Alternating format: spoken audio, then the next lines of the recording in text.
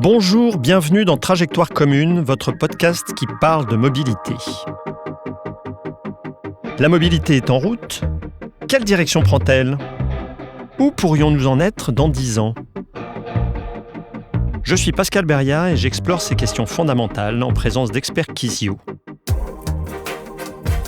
Pour mieux avancer, pour aller plus loin avec celles et ceux qui font la mobilité, pour celles et ceux qui la vivent.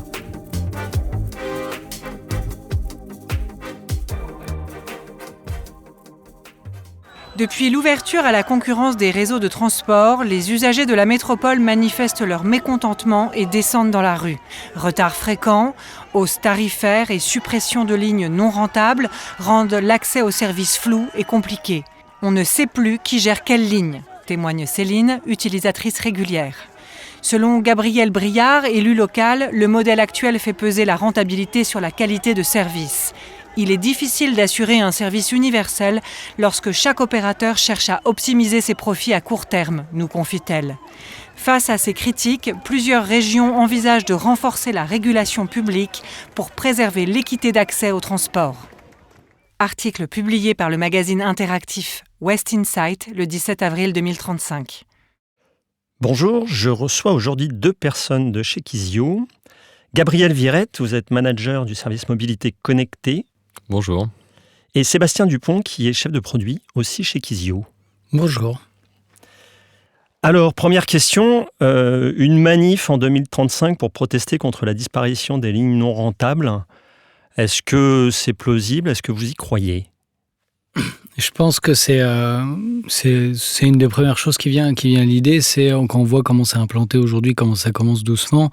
Les gens ne se battent pas pour les lignes non rentables, les gens se battent pour Paris-Lyon essentiellement. Il y a même Renfe qui récemment a menacé de quitter la France si elle ne pouvait pas faire du Paris-Lyon. Donc oui, ça me paraît tout à fait plausible que s'il n'y a pas un correctif, un espèce de package ou quelque chose à inventer pour que les lignes rentables et les lignes non rentables aillent ensemble, au bout d'un moment, personne ne va vouloir de celles qui ne sont pas rentables, c'est assez logique. Exactement, on ne sait pas encore s'il y aura de clés de répartition qui permettent de financer les lignes non rentables par les grands services mis en concurrence. Donc ouais, c'est un chemin possible. Et alors, cette ouverture à la concurrence, finalement, pourquoi est-ce qu'on le fait aujourd'hui ? Est-ce que c'est uniquement une histoire d'argent ? Est-ce que c'est une histoire de services en mobilité ? Est-ce que c'est une histoire de réseau à développer ? Alors, outre le respect des directives européennes qui promeuvent la concurrence pour harmoniser les pratiques et créer un marché unique des transports, il y a souvent cette grande famille d'arguments qui permettent de justifier la concurrence, en tout cas cette grande espérance. L'amélioration de la qualité du service, la ponctualité, le confort, la propreté, la régularité, l'accessibilité, la réduction des coûts pour les collectivités en permettant éventuellement de choisir l'opérateur le moins cher, l'efficience opérationnelle. On imagine que les contraintes qui sont des contraintes de rentabilité obligent l'optimisation des processus, de la maintenance, des recrutements, des ressources, etc. La diversification des offres et la personnalisation avec un marketing pour chacun des différents opérateurs. Éventuellement la transition écologique parce que ça rendrait les transports plus attractifs et que les nouveaux appels d'offres permettraient d'imposer des critères environnementaux avec des véhicules électriques, des nouvelles technologies qu'on n'a pas forcément dans les marchés en cours. Et on espère aussi que ça réduise la dépendance aux opérateurs historiques. C'est magique un peu alors. Voilà, donc on imagine bien les limites aussi de... Oui, c'est un objectif. Ensuite, c'est le grand débat de est-ce qu'il faut avoir du privé ou du public sur les services publics. Et comme le transport est un service public et non public par tout ce qui est ligne non conventionnée, forcément, la question s'est posée, et puis la directive européenne l'a de toute façon imposée. Donc je crois que la première réponse, c'est pourquoi on fait ça ? Parce que c'est obligé. C'est ça. D'accord. Mais alors, c'est obligé, mais quand on voit finalement les ouvertures à la concurrence qui ont pu avoir lieu dans certains pays étrangers, je pense évidemment à l'Angleterre, notamment sur le ferroviaire, on s'aperçoit qu'évidemment, par rapport à ce que vous disiez, c'est pas aussi magique que ça, que globalement, ça s'est plutôt mal passé. Il y a des rénationalisations maintenant. Donc pourquoi finalement on va sur ces solutions-là, encore une fois, alors que visiblement... et puis, est-ce qu'on a changé un petit peu la trajectoire ? De ce que je comprends, donc déjà là, ce qui est en train d'arriver, ce qui arrive là dans quelques jours en région PACA notamment, avec la première fois où il va y avoir quelqu'un d'autre que la SNCF qui va faire du TER. C'est quelque chose qui a été enclenché, j'ai pas la date exactement, mais je pense qu'on n'est pas loin de la quinzaine ou la vingtaine d'années. Donc c'est un peu tard pour changer la trajectoire. Là, actuellement, on a une vision jusqu'en 2040 sur l'ensemble des lots qui vont être ouverts à la concurrence. Ensuite, le contenu des cahiers des charges, tout ça, c'est des choses qui... Je dirais, on voit que les autorités organisatrices, en tout cas, n'hésitent pas à reporter. Il y a eu récemment tout ce qui était en région Auvergne-Rhône-Alpes qui a été reporté de plusieurs années, et c'est pas le premier. Il y en aura d'autres qui vont continuer. Enfin, il y en a régulièrement. Il y en aura d'autres. Je suis pas devin, mais il y en a régulièrement qui sont reportés. Et je pense, j'ai l'impression que c'est pour remanier, en tout cas, et tirer les fruits de ce qui s'est passé notamment en Angleterre et pas refaire les mêmes erreurs. Donc il y a le pourquoi on y va. Ça, je pense que la trajectoire, en tout cas, c'est tracé, puis c'est sur des rails, si j'ose dire. Ensuite, comment on y va ? Il y a la latitude, en tout cas, les régions ont une grande liberté dans la manière dont elles y vont, et donc pour trouver la bonne recette, ce que tout le monde cherche, je pense. Ouais, exactement. Et donc du coup, pour l'instant, la mise en concurrence dans les transports publics, elle ne produit pas de résultats uniformes à l'échelle globale. Elle fonctionne dans certains contextes, elle peut échouer dans d'autres, selon plein de facteurs différents, les moyens des AOM, le cadre réglementaire, le marché local, la qualité de la mise en œuvre avec le réalisme de la gestion ou les différents appels d'offres qui ont été faits, le transfert harmonieux ou pas des ressources entre les différents opérateurs, l'accès équitable aux infrastructures aussi, qui est un gros sujet de la concurrence. Et pour le moment, le marché est encore jeune. Hors Île-de-France, l'écosystème se structure autour de la gestion directe par les AOM avec des sociétés publiques locales ou des régies dans seulement 20% des cas. Et dans tout le reste, les décideurs commencent à faire des délégations de services publics pour le conventionner. Et sur les grands marchés nationaux, sur les trains grandes lignes, sur les 8 grandes lignes ferroviaires qui ont été mises en concurrence, il y en a seulement 5 il y a seulement 3 qui ont changé d'opérateur. Donc finalement... il n'y a pas de grand bouleversement à date, quoi. Et est-ce qu'on peut faire un retour juste, pardon Il y en a 3 qui ont changé d'opérateur, mais il faut dire que celles qui sont restées chez l'opérateur historique SNCF sont attribuées à des sociétés dédiées qui sont quand même des moutures de SNCF, mais qui ont changé de fonctionnement, ouais. Qui sont en train de se transformer radicalement. Et là, on le voit avec les 3 premiers lots qui sont en exploitation. En tout cas, nous, on travaille avec les personnes de ces 3 premiers lots qui sont en exploitation depuis un peu plus de 6 mois, là. Ils sont en train de modifier profondément leur ADN, en tout cas la manière de fonctionner. Et donc, c'est la même étiquette, c'est la même entreprise, mais c'est pas pour autant, les 3 déjà fonctionnent différemment, et c'est pas pour autant qu'on n'a rien changé. Ouais. Et est-ce qu'on peut faire un retour justement sur toutes ces parties prenantes, tous ces acteurs qui sont autour de la table aujourd'hui, puisque encore une fois, l'acteur historique, c'était relativement simple. Est-ce qu'aujourd'hui, on peut faire le listing des gens qui sont parties prenantes de ces mobilités, les autorités organisatrices, mais peut-être aussi, je ne sais pas, est-ce qu'il y a des acteurs de l'innovation ? Est-ce qu'il y a d'autres acteurs qui sont autour de la table, qui sont peut-être différents à prendre en compte ? Il y a les AOM, comme on l'évoquait. Ensuite, il y a quelque chose d'assez structurant. On parle principalement de ferroviaire, là, je crois, aujourd'hui. Et il y a quelque chose de très structurant, c'est l'infrastructure, justement. C'est actuellement SNCF Réseau. Et c'est un acteur ultra majeur, et donc derrière il y a également le législateur qui va arriver à les accompagner dans le fait de travailler avec plusieurs opérateurs, ce qui n'est pas évident quand on est SNCF Réseau, issu historiquement de SNCF, et sans parler de bonne ou de mauvaise volonté, il y a forcément tout un tas de biais déjà qui existent du fait de l'appartenance à des entreprises, du fait d'habitude, du fait d'autres choses, et c'est quelque chose, donc ça c'est quelque chose de très important. Après, ouais, pour poursuivre la liste des acteurs, il y a évidemment les grosses entreprises du transport. Ça n'existe pas, les petites entreprises du transport dans le ferroviaire. C'est forcément des entreprises qui font 20 000 personnes, qui montent jusqu'à 100 000 personnes. Donc, les grands acteurs historiques, c'est évidemment SNCF Voyageurs, Trenitalia, Transdev, Renfe, maintenant. sur nos territoires. J'en oublie plein du coup. Les anciens opérateurs nationaux finalement. Oui, c'est ça pour SNCF Voyageurs, en effet. Qui viennent d'ailleurs sous 2 formats. Il y a ceux qui viennent en coopération. On a ça avec l'Allemagne, par exemple, où on voit il y a des TGV communs, enfin des ITC TGV communs, ou qui viennent en frontal, même si ce n'est pas la manière dont ils le présentent, comme la Renfe et Trenitalia. Où là, du coup, ce n'est pas une association, mais c'est des Paris-Lyon. Là, il y a vraiment 2 manières de les faire actuellement. Et alors, cette ouverture... Pardon. Il y a quand même, je pense qu'il faut qu'on parle, ça c'est les historiques qui savent très bien faire du train chez eux et qui se disent pourquoi on le ferait pas chez les autres. Et entre parenthèses, nous, SNCF se prive pas du tout d'aller faire du train chez les autres aussi. On fait beaucoup de trains en Italie et en Espagne notamment. C'est assez symétrique là-dessus. Il y a un certain nombre de nouveaux acteurs. Il y en a, je crois, aucun qui roule actuellement, mais il y a eu une nuée de... Alors, c'est vrai que c'est difficile d'appeler ça des startups parce qu'il faut être... Pour pouvoir acheter 40 trains chez Alstom, c'est pas une startup, voilà. Mais c'est des petits, comme des nouveaux acteurs. Il y en a qui ont raté, comme Railcoop, par exemple. Mais là, actuellement, à ma connaissance, il y en a au moins 4 sur les rails. Ça fait 2 fois que je fais la blague. Et qui vont être sur qui veulent se monter sur plutôt des marchés de niche, soit des lignes ultra rentables sur par exemple l'Est ou l'Ouest ou le Paris-Lyon, soit vraiment sur des lignes régionales et qui elles sont de zéro adossées à aucun opérateur historique. C'est ça, c'est le train Kevin Speed et puis Proxima, c'est ça.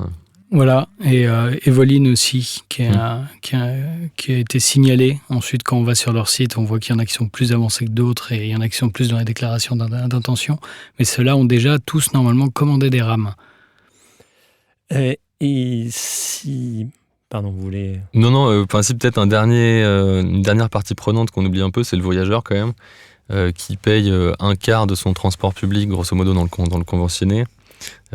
Pour les différentes DSP, le reste c'est payé par les conseils régionaux et par l'État qui payent la différence, donc c'est quand même important de le dire pour les grands urbains, et qui n'a pas de subvention sur les grandes lignes. Là qu'on parlait de ferroviaire plutôt grandes lignes, là pour le coup 100% du billet il est payé par le voyageur.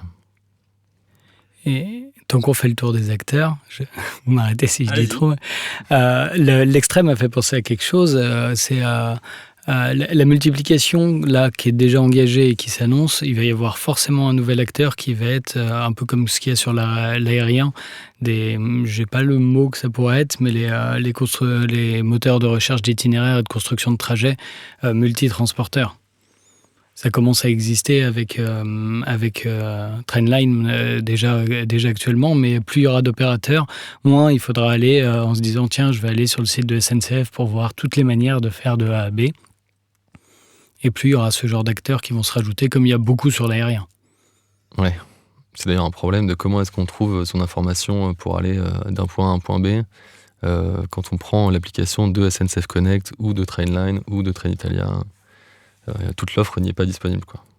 Oui, on le voit sur site élargi au dehors du ferroviaire, mais sur les régions. Actuellement, chaque région a son calculateur d'itinéraire, multimodal, et pourtant, ils ont 5 entreprises de transport qui sont derrière, qui est sur le truc. Et ça, c'est pas du tout encore actuellement un réflexe. En tout cas, j'ai pas l'impression. Comme je le disais, Trainline est peut-être le premier. Faudra qu'on pourra en discuter pendant des heures, faudra couper.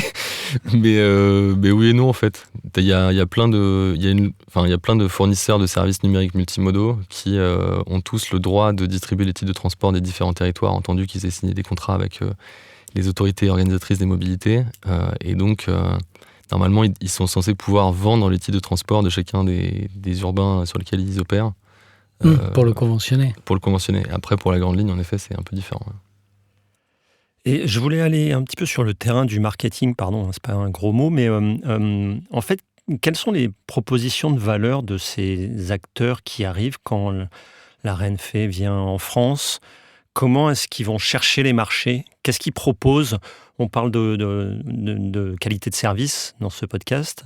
Est-ce que c'est essentiellement ça? Est-ce que c'est du tarif? Voilà, de manière pragmatique, parce qu'on sait que le portefeuille, c'est important.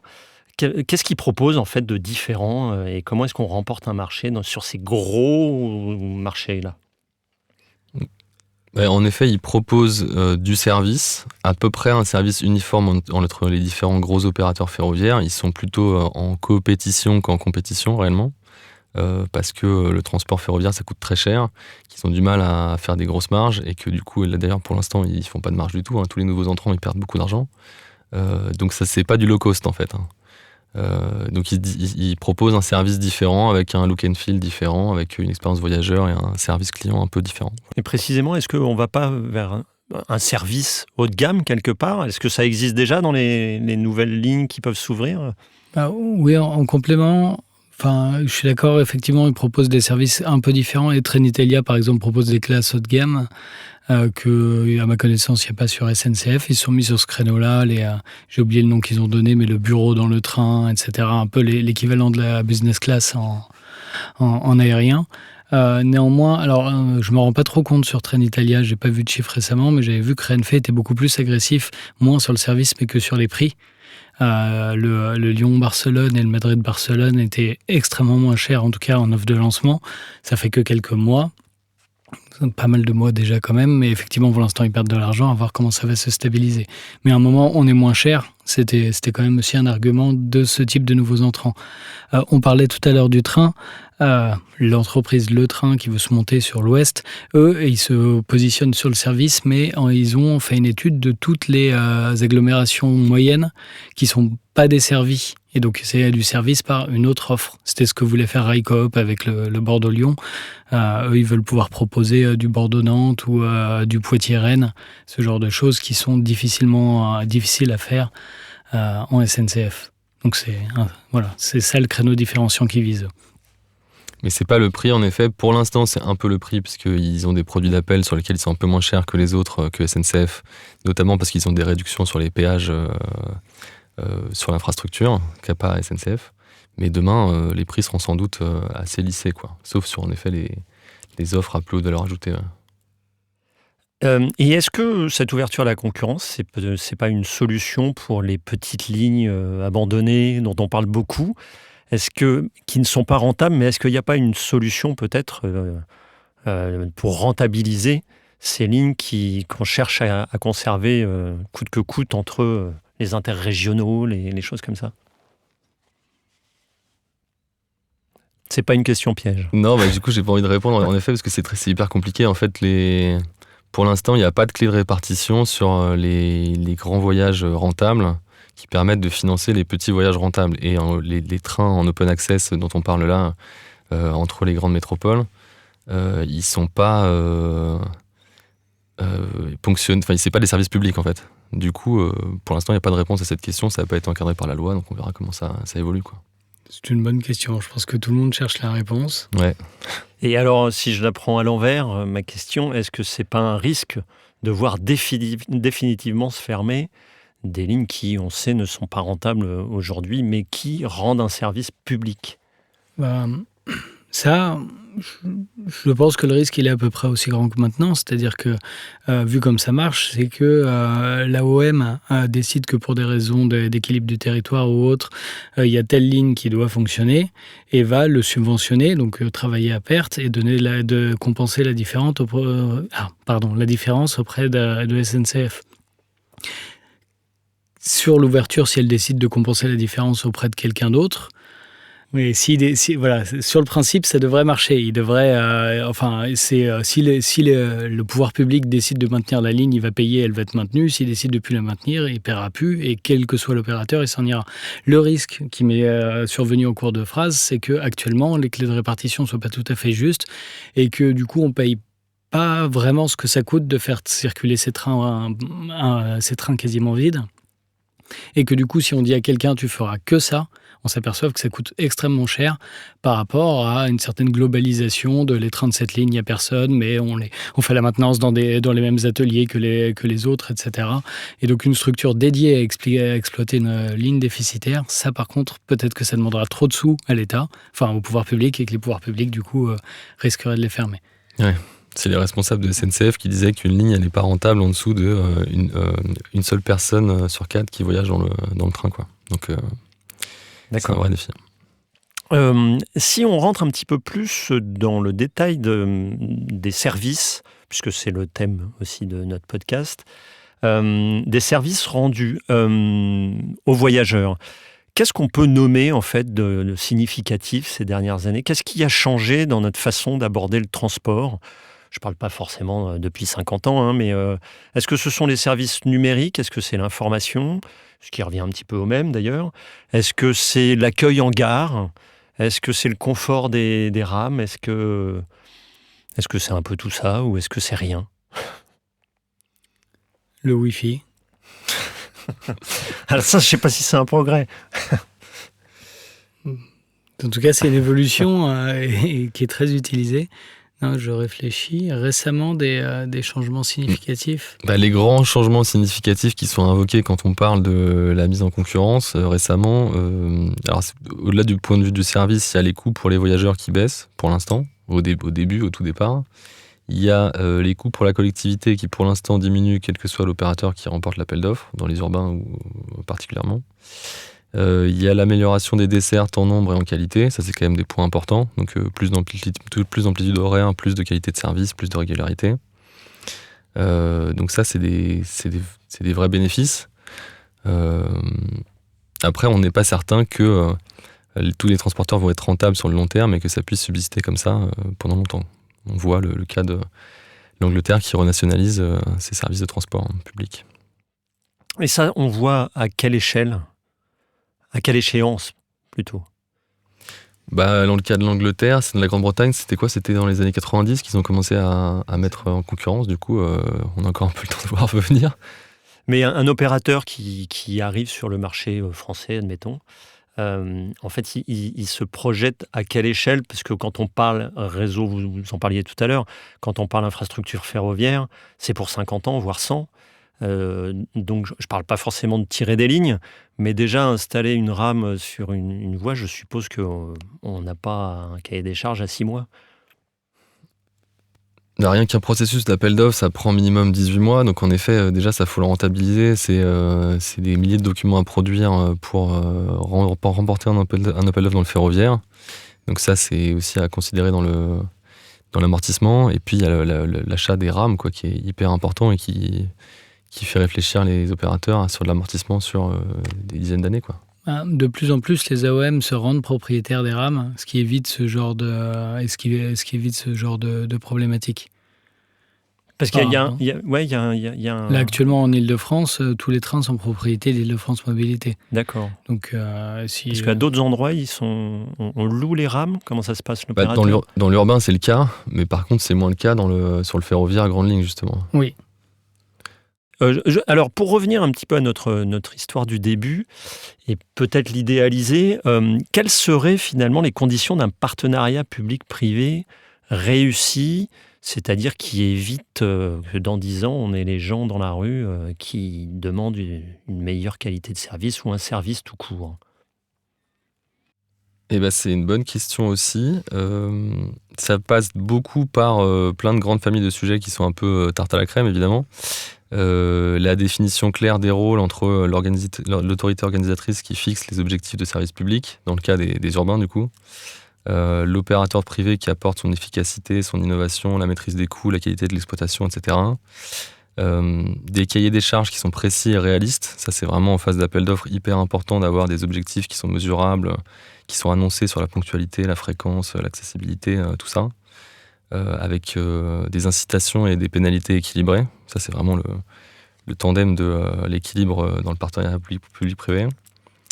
Voilà, un partage équilibré des risques entre le risque commercial qui est souvent porté par l'AOM sur les recettes et puis le risque d'exploitation ou de performance qui revient sur l'exploitant.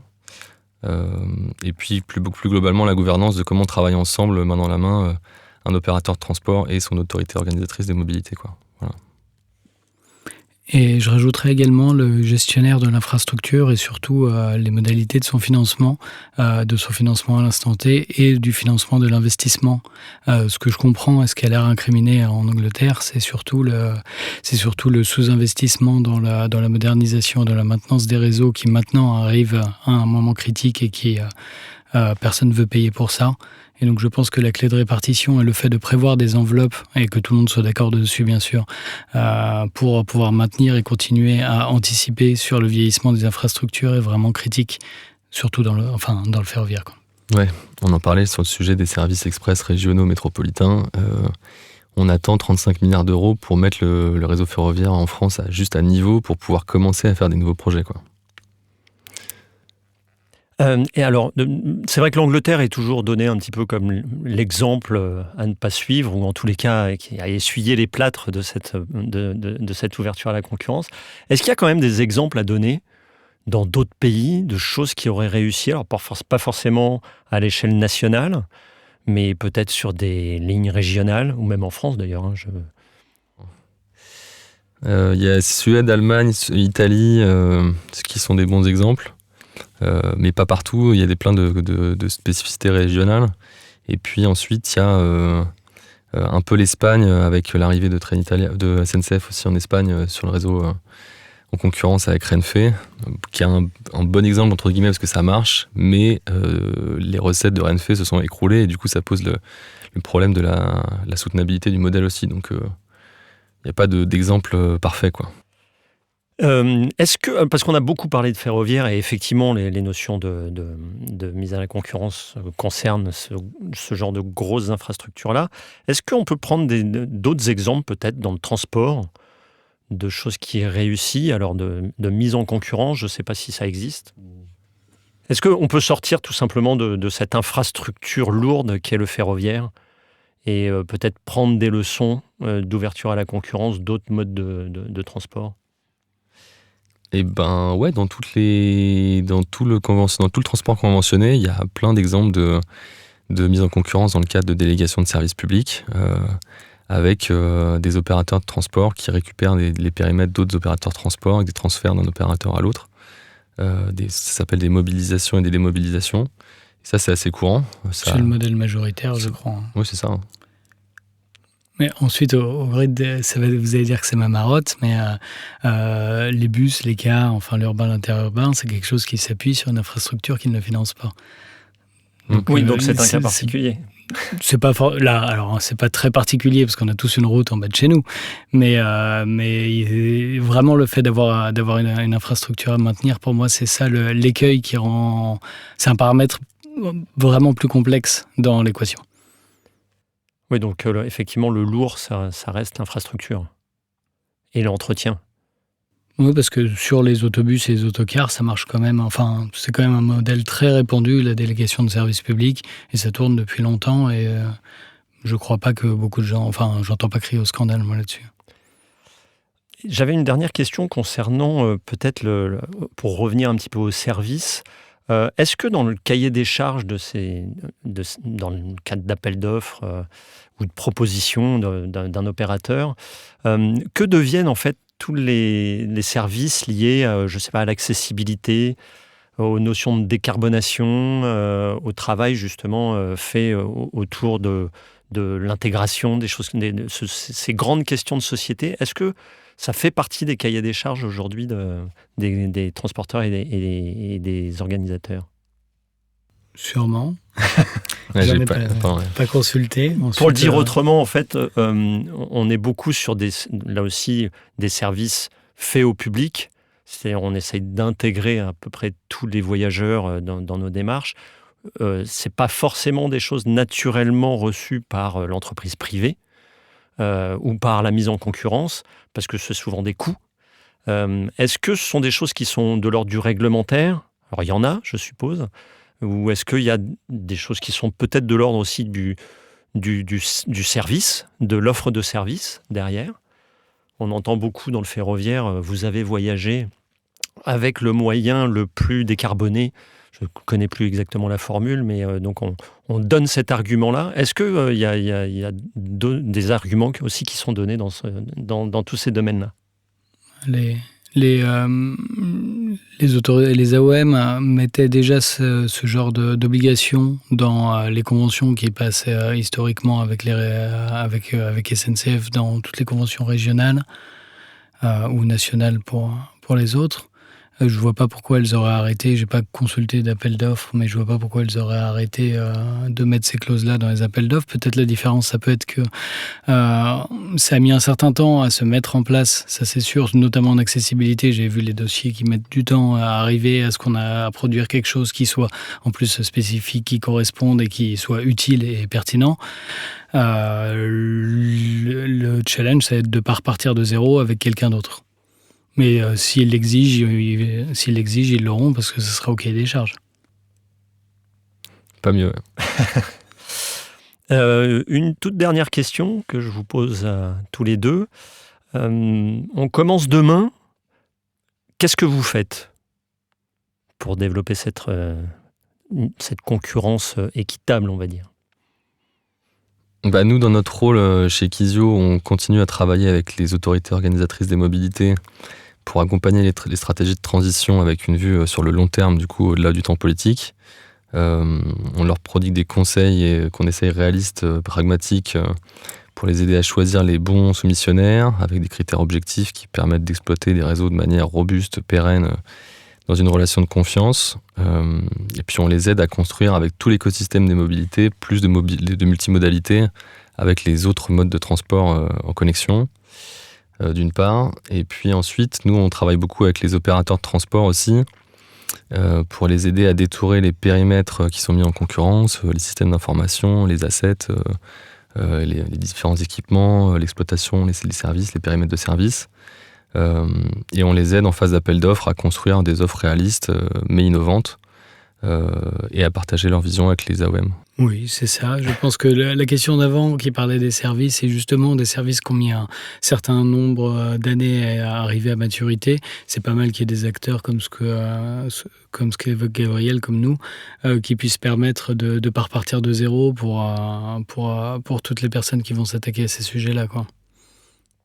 Voilà. Et puis surtout, on facilite les bascules entre les anciens opérateurs et les nouveaux opérateurs. C'est des projets qui se font pas en un claquement de doigts, c'est des préparations qui se font sur le temps long, sur des années, voire sur des années. Et puis, quand il s'agit de passer du jour au lendemain d'un opérateur à un autre, il faut être prêt. Donc, on travaille aussi là-dessus. Ouais.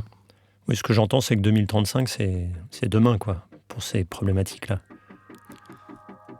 C'est déjà aujourd'hui, en fait, 2035, parce que on travaille sur plein de projets différents de concurrence en France, et c'est déjà bien installé, quoi.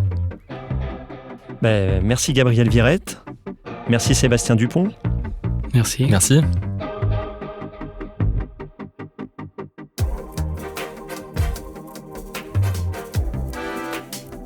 Merci d'avoir écouté cet épisode de la série de podcasts Trajectoire commune, proposé par Quizio.